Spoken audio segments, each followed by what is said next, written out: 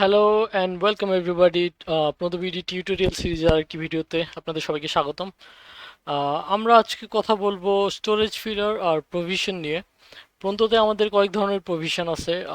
আমরা হচ্ছে কোনো আহ, সরবরাহকারীর কাছ থেকে যদি আমরা অর্ডার করি সেটা এক ধরনের প্রভিশন, আবার আমাদের কাছ থেকে কেউ অর্ডার করলে সেটা আরেক ধরনের প্রভিশন, এবং হচ্ছে আমাদের ইন স্টক কতগুলো প্রোডাক্ট আছে সেটার একটা প্রভিশন। সো আমাদের আরও কয়েকটা ক্যাটাগরির প্রভিশন আছে, বাট এগুলো হচ্ছে মোস্ট কমন ক্যাটাগরির প্রভিশন।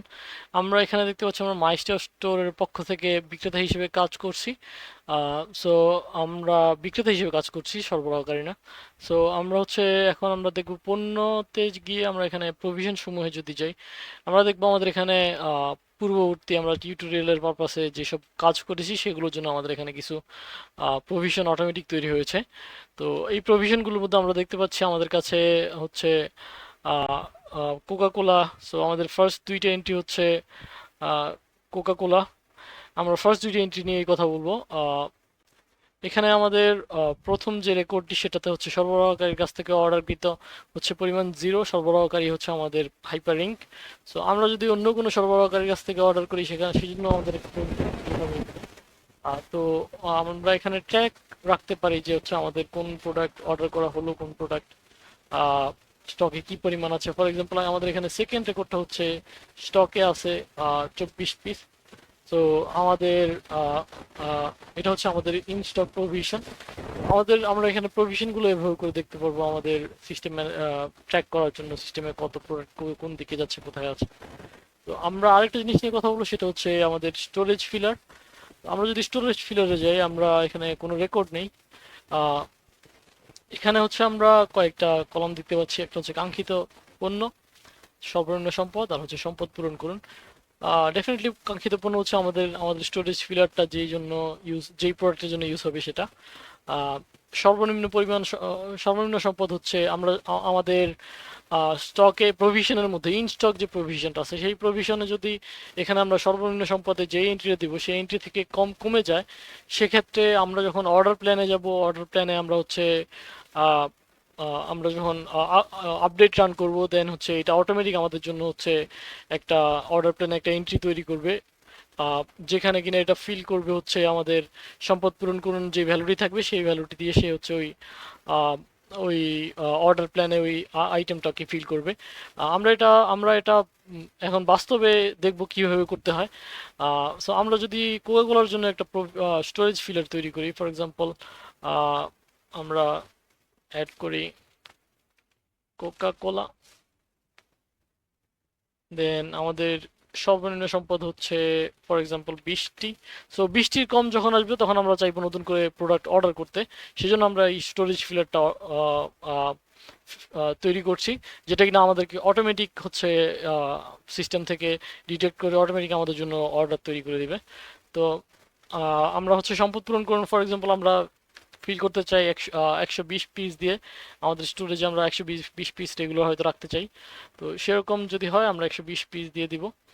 অ্যান্ড হচ্ছে আমাদের স্টোরেজ ফিলারটা এখন তৈরি হয়ে গেল।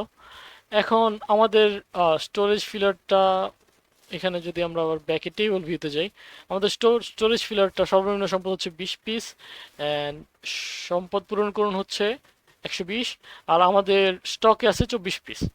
সো এটা হচ্ছে আমাদের স্টোরেজ ফিলারের কারেন্ট কন্ডিশন। আমরা যদি আহ, এখানে অর্ডার পরিকল্পনাতে যাই, দেন হচ্ছে আমাদের এখানে যে লাইটেনিং বাটনটা আছে, এটা হচ্ছে একটা রেসিডিউ, এটা আমরা ডিলিট করে দিই, এটা আমাদের প্রয়োজন নেই এখানে। এটা হচ্ছে আমি অন্য জিনিস ট্রাই করতেছিলাম তখন এটা এখানে ক্রিয়েট হয়েছিল। তো আমরা যদি এখানে ফ্লাশ বাটনটা ক্লিক করি, আহ, এটা হচ্ছে আমাদের আহ, এখানে কোনো কিছু আপডেট করলো না, কারণ হচ্ছে আমাদের একটিমাত্র স্টোরেজ ফিলার। আমরা যখন স্টোরেজ ফিলার ক্রিয়েট করব, আমরা মাল্টিপল প্রোডাক্টের জন্য, প্রত্যেকটা প্রোডাক্টের জন্য একটা করে স্টোরেজ ফিলার তৈরি করব। তো এই স্টোরেজ ফিলারগুলো আমরা যখন অর্ডার পরিকল্পনাতে এখানে ফ্লাশে চাপ দিব, ফর এক্সাম্পল আমাদের কোয়াগুলো যদি 24টা না থেকে যদি 20টার নিচে থাকতো, 19টা থাকতো, সেক্ষেত্রে হচ্ছে এটা আমাদেরকে এখানে অটোমেটিক হচ্ছে একটা রেকর্ড তৈরি করে দিত। সো আমরা হচ্ছে এখন কোকাকোলা সেল করবো, ফর এক্সাম্পল আমরা শপিং কার্টে যাব, শপিং কার্টে গিয়ে আমরা সেল করছি মিসেলেনিয়াস পার্টনারের কাছে, মানে আননোন কোনো পার্টনারের কাছে যখন আমরা সেল করি আমরা মিসেলেনিয়াস পার্টনার দিয়ে সেল করব। অ্যান্ড হচ্ছে আমরা পণ্য দিব হচ্ছে অবশ্যই কোকা কোলা। সো আমরা কোকা কোলা সিলেক্ট করলাম অ্যান্ড আমাদের প্রতি ইউনিটের মূল্য হচ্ছে, সরি, অ্যান্ড আমাদের এখানে কোকা কোলার পরিমাণ আমরা হচ্ছে একটি সেল না করে আমরা 5টি কোকা কোলা সেল করব ফর এক্সাম্পল। সো আমাদের কার্টে আইটেম যোগ হলো। আমরা যদি এখন এটার জন্য ইনভয়েস তৈরি করি, আহ, আমরা দেখতে পাচ্ছি আমরা হচ্ছে মিশেলিনিয়াসের কাছে কোকা কোলা বিক্রি করতেছি 25 টাকা পার প্রাইসে। অ্যান্ড হচ্ছে আমাদের সর্বমোট 125 টাকা। আমরা হচ্ছে নগদ কাস্টমারের কাছ থেকে 125 টাকা নিয়ে নিলাম। দেন হচ্ছে আমরা সেভ করবো এটাকে, দেন আমরা এটাকে নিবন্ধিত করব। সো আমাদের এখন এখন আমাদের প্রভিশন থেকে হচ্ছে এটা কমে গেছে। প্রভিশন সময়ে যদি যাই, দেন আমাদের এখানে কোকা কোলা হচ্ছে 19টি, স্টকে আছে 19টি। অ্যান্ড এখন যদি আমরা অর্ডার পরিকল্পনাতে গিয়ে আমরা যদি ফ্ল্যাশ বাটনটায় ক্লিক করি, লাইটিং বাটনটায় ক্লিক করি, দেন হচ্ছে আমাদের এখানে হাইপারিং দ্বারা কোকা কোলা চলে এসেছে। আমাদের আমরা হচ্ছে 20 টাকা প্রাইসে 101টি, এখানে হচ্ছে মূল্য, দেন পরিমাণ, দেন মোট খরচ। তো আমাদের এখানে 20 টাকা দরে মূল্যে হচ্ছে আমরা 101টি প্রোডাক্ট, আমরা 120 সিলেক্ট করেছিলাম। সো আমাদের আমরা যদি আবার স্টোরেজ ফিলারে যাই, টু বি ক্লিয়ার, স্টোরেজ ফিলারে আমরা হচ্ছে 120টা হচ্ছে আমাদের ফিল অ্যাসেট, আমাদের সম্পদ পূরণ করুন কতটি দিয়ে, আমরা 120টি দিয়ে পূরণ করব। তো আমাদের স্টকে যেহেতু 19টি আছে, আমাদের এটি সিস্টেম থেকে 101টি পণ্যের জন্য অর্ডার করবে। তো আহ, আমরা সেটারই নমুনা এখানে দেখতে পাচ্ছি। এখানে হচ্ছে 101 পিসেস, অ্যান্ড এটার প্রাইস আসছে হচ্ছে 2020 টাকা। অ্যান্ড আমরা যদি এটাকে প্রসেস করি, যে আমরা কোকাকোলা অর্ডার করব, অ্যান্ড আমরা হচ্ছে গেলাম হচ্ছে এটা আমাদেরকে একটা অর্ডার ক্রিয়েট করে দিল। অ্যান্ড আমরা হচ্ছে যদি এই অর্ডারটাকে আমরা পাঠিয়ে দেই, পাঠিয়ে দেওয়ার পর আমরা যেটা দেখবো, আমাদের প্রভিশনে এখন আরেকটা আমাদের যে দুইটা রেকর্ড ছিল তার মধ্যে আহ, একটা রেকর্ড পরিবর্তন হয়েছে, প্রভিশন সমূহ। এখানে আমরা হচ্ছে কোকাকোলার সরবরাহকারীর কাছ থেকে অর্ডার করা কৃত হচ্ছে 101টি আছে, একটি আছে এখন এখন কার কাছ থেকে, হাইপার ইঙ্কের কাছ থেকে অর্ডার করা। সো আমরা হচ্ছে স্টোরেজ ফিলার ক্লিয়ার করে প্রভিশন এভাবে করে ম্যানেজ করব। অ্যান্ড এখানে আমরা দেখতে পাচ্ছি আপনার একটি অবিতরিত আউটবাউন্ড ডকুমেন্ট আছে। আমরা যখন প্রোডাক্টটি অর্ডার করার পরে আমরা যখন পেয়ে যাবো প্রোডাক্টটি, তখন আমরা এটার ভিতরে গিয়ে আমরা এটাকে এই রেকর্ডটাকে আমরা মার্ক ডেলিভার দিব। আমরা মার্ক করবো এটা ডেলিভার্ড হিসেবে। Sorry, I press the wrong button. So এটা আমরা হচ্ছে ক্লিক করার পরে আমরা হচ্ছে এখানে মার্ক ডেলিভারি দিব। তারপরে এটা আমাদের স্টকে এটা ফিল করে দিবে। আমরা যদি এখন আবার যদি পাইকারি বিক্রেতার কনটেক্সটে যাই, আমরা যদি সরবরাহকারীতে যাই, এটা আমাদের হাইপার ইঙ্কের, সরি, আমি রং বাটন প্রেস করেছি এখানে। আমরা হচ্ছে সরবরাহকারী হিসেবে যাব, সরবরাহকারী হিসেবে এটা হচ্ছে আমার হাইপার ইঙ্কের অ্যাকাউন্ট।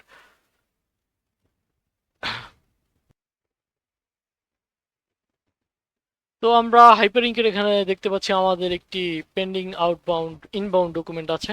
তো এখানে একটা নোটিফিকেশন মেসেজ আছে যে purchase order needs your attention. তো আমরা হচ্ছে ইনবাউন্ড ডকুমেন্টে যাব, দেন হচ্ছে আমরা আমরা ডকুমেন্টটাকে ভাউচারটাকে ওপেন করে দেখতে পারি। ভাউচারটা কি আছে আমাদের, আমরা দেখতে পাচ্ছি এখানে কোকা কোলা 101 পিস 20 টাকা প্রাইসে, 2020 টাকার একটা অর্ডার। এখন আমরা যদি ইনবাউন্ড ডকুমেন্টে আবার যাই, ইনবাউন্ড ডকুমেন্টে যাওয়ার পরে আমরা যদি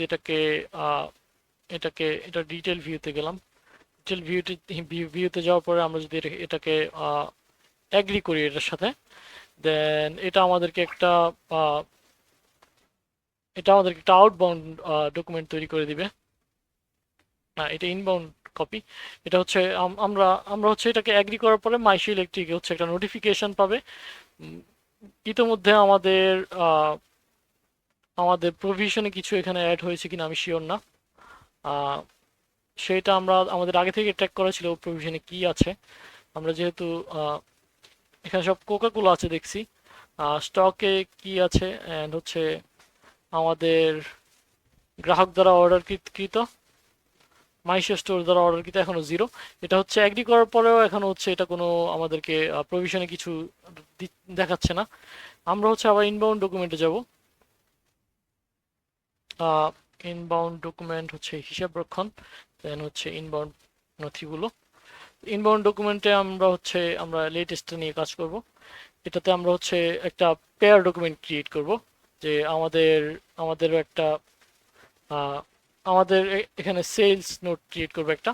তো এখানে একটা সেলস নোট ক্রিয়েট হয়েছে। আহ, এই সেলস নোটটা হচ্ছে আবার মাইশো ইলেকট্রিক পাবে। আমরা যখন এই সেলস নোটটা ক্রিয়েট করলাম, তখন আমাদের এখানে আমাদের এখানে পণ্যের প্রভিশনের মধ্যে হচ্ছে প্রভিশনটা ফিল হবে মাইশো ইলেকট্রিক আমাদের কাছ থেকে কতগুলো অর্ডার করেছে সেটা। তো 101টি মাইশো ইলেকট্রিক আমাদের কাছ থেকে অর্ডার করেছে। আমাদের স্টকে আছে 499টি। আমাদের স্টক থেকে এটা সরে গেছে, স্টকে ছিল 600টি এর আগে। যখন আমরা এটা আমাদের আগে খেয়াল করা দরকার ছিল। আপনি যদি ভিডিওটা ব্যাক ট্র্যাক করেন, দেন এখানে দেখতে পাবেন 600টি এখন হচ্ছে 499টি হয়ে গেছে। স্টক থেকে এটা সরে, এটা আমাদের এখনো আমাদের হাতেই আছে, বাট এটা আমাদের মেইন স্টক থেকে এটা সরে গেছে, আমাদের আহ, যাতে করে আমরা আসলে বাড়তি কোনো অর্ডার না নিয়ে ফেলি, সেজন্য এটা আমাদের স্টক থেকে সরে গেছে।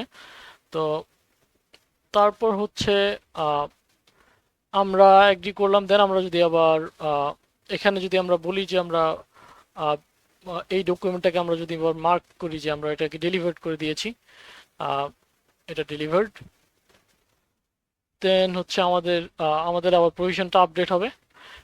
এটা প্রভিশনের মধ্যে এটা হচ্ছে অর্ডারকৃতটা যেটা ছিল সেটা থেকে এটা সরে যাবে, এটা জিরো হয়ে গেছে আবার। সো এই হচ্ছে আমাদের পাইকারি বিক্রেতা কন্টেক্সটে প্রভিশন।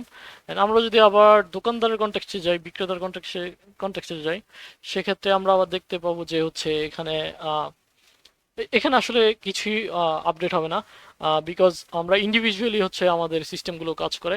অন্য অন্য অন্য কেউ তাদের প্রভিশন আপডেট করলে সেটা আপনাকে কোনো এফেক্ট করবে না। আপনি যখন আপনার প্রভিশন নিজে আপডেট করবেন, তখন সেটা হচ্ছে নিজে কোনো অ্যাকশন নেবেন, সেক্ষেত্রে এটা হচ্ছে আপডেট হবে। এখানে আমরা দেখতে পাচ্ছি পেন্ডিং ইনবাউন্ড ডকুমেন্ট, এটা হচ্ছে আমাদের সেলস নোটটা, যেটা আমরা পাইকারি হাইপারলিংকের অ্যাকাউন্ট থেকে আমরা যেটা হচ্ছে ক্রিয়েট করেছি।